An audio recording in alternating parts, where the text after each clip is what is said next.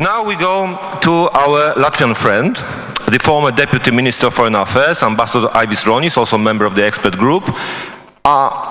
You listen to those debates, which is not new to you, of course. How do you react and how do you present those problems from your countries? I know you hate the notion of the Baltic states, but your country's point of view, which sometimes feel like being vulnerable. Well, thank you very much. I would like to start by saying that, of course, I would like to think of myself as being smart, wise, or an expert on NATO. But if honestly, I guess my presence in the group is partly because of the event you mentioned, the Russian-Georgian war, that Russia was at war with its neighbor, with its smaller neighbor. That's partly my explanation, although I would like to think of myself as being wise and smart, an expert on NATO. Of course, I do not represent here the Baltic governments or the Baltic states, and Latvia, actually Latvians are the ones who are happy with the Baltic identity. And that's why it's no offense to me. As you know, as a group of experts, we are right now in the process of consultation. That's why my colleagues have been here. That's what they've been doing yesterday, consulting with the Polish government.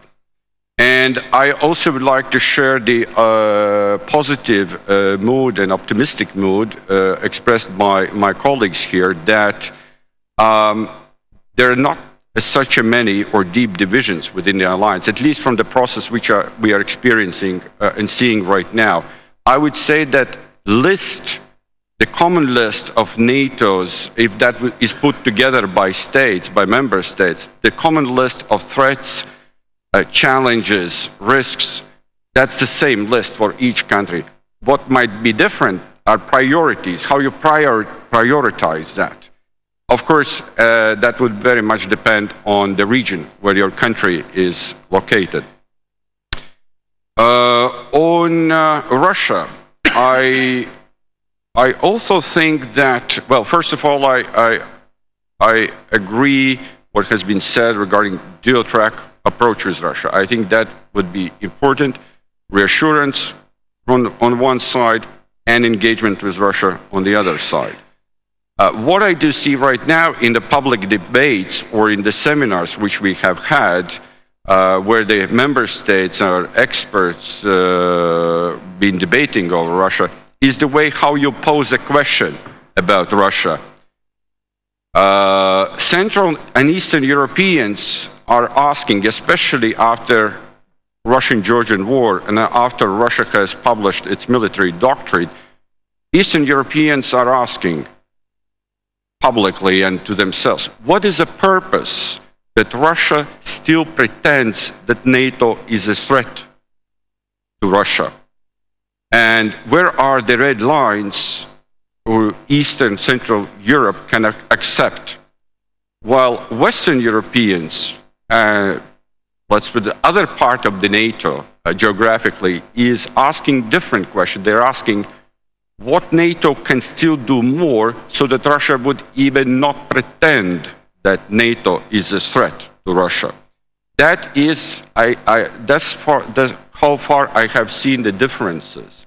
The perception of Russia, I guess, analyzing what's going on there, what has been Russia's foreign security policy, I think all of us, the transatlantic community, more or less share the analysis. But the questions have been put forward differently. I guess there are also explanations to that. I guess it is historic experience, and of course the geographic proximity to Russia.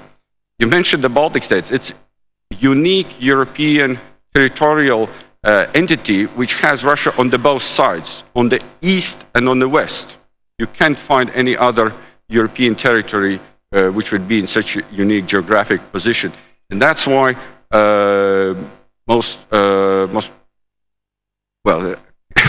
right, Canada with US, so that's a good example, right. Canada hasn't asked for reassurance, I guess. So far, not yet. Well, those would be my, and I think the suggestions we thus far have been hearing from member states, from the representatives of the member states, are really are good. They note differences, but at the same time, very constructive propositions and the proposals for alliance for a way ahead. So those would be the things I would like. Thanks.